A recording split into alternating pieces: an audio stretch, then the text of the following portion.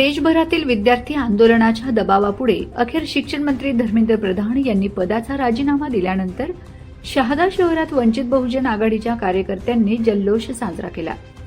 नंदुरबार जिल्हा वंचित बहुजन आघाडीच्या वतीने फटाक्यांची आतिषबाजी, मिठाई वाटप आणि घोषणाबाजी करत हा विद्यार्थ्यांच्या संघर्षाचा ऐतिहासिक विजय असल्याची भावना व्यक्त करण्यात आली।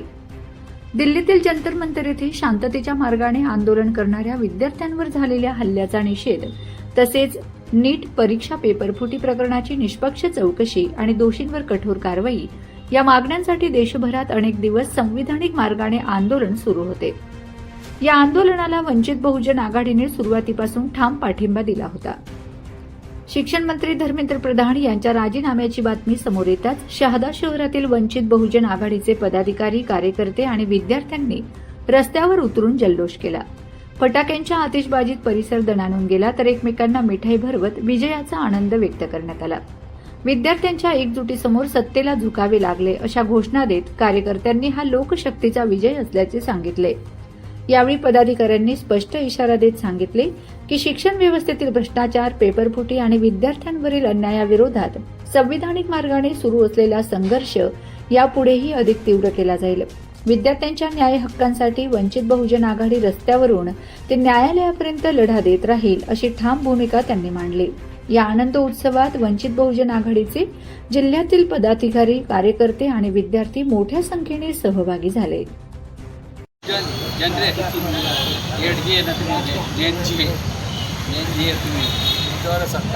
जय भीम, जय आदिवासी व वालेकुम अस्सलाम। मित्रो, काल रात्री जे दिल्लीमध्ये घडलं की तो कोणी धर्मेंद्र प्रधान त्याने राजीनामा दिला। जी जिद्द होती, पोरांची जी जिद्द होती त्यांनी ती जिद्द पहिली पूर्ण केली। मी एक सांगू इच्छितो मित्रांनो की बाबासाहेबांनी सांगितलं होतं की शिका, संघटित व्हा, संघर्ष करा।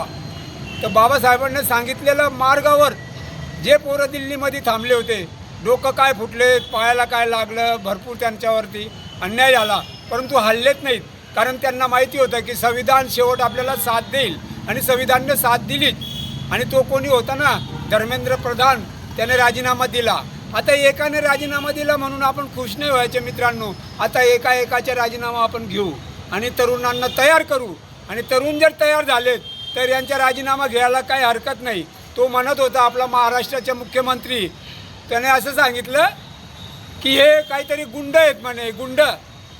अरे आरामखोर, आम्ही जर गुंडा राहतो ना तर तुला हंडा फोडी टाकतो। परंतु काय आहे मित्रांनो की आपण संविधानावर चालतो आणि बाबासाहेबांनी दिलेल्या मार्गावर चालतो, म्हणून आपण काही करू शकत नाही। कारण कसं आहे, मारामारीला ते आपण जर बोलायला कहू सीधी भाषामा की मारवेडा मारामारीला एकदम झाल राहतात, पण आपले तो जहालपणा नाही करणार आहे। फक्त बाबासाहेबांना संविधानना हिसाबतही आपले याजना पाहिजे लढा नाही आणि एक राजीनामा लेवा नाही आणि तो लेवाशिवाय आपण आता शांत बसवत नाही। मित्र हो, प्रत्येक खेडापाडावर कार्यकर्त्यांनी आता अशी मीटिंग लेत राहावी आणि कार्यकर्त्यांनी असं काही करत राहावं। कारण हे आई जर आपण मीटिंगा लेत राहिलो, ती लोक जर जागृत करत राहिलो तरच आपलं खरं ते काही। तर आई एवढं बोलीसने मी 2 शब्द संपवत। जय भीम, जय भारत।